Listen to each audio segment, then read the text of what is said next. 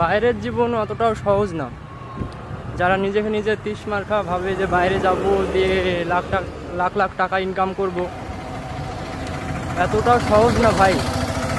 এখানে না তুমি কাউকে বকতে পারবে, বরং তোমাকে অন্যের কথা শুনতে হবে, একটি মারলেও সেই মারটি খেতে হবে।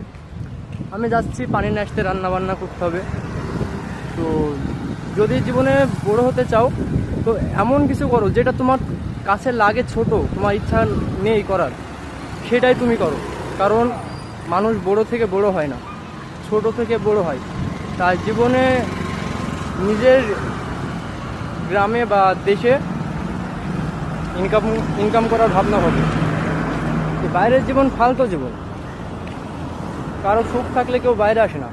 বাট তুমি চাইলে তোমার জমানো কিছু টাকা দিয়েও তুমি নিজের গ্রামে কোনো কিছু করতে পারো। তাই বাইরের জীবনে আসার কথা ভেবো না। হয়তো ভাববে যে না, এটা এ ভাই মিথ্যা কথা বলছে।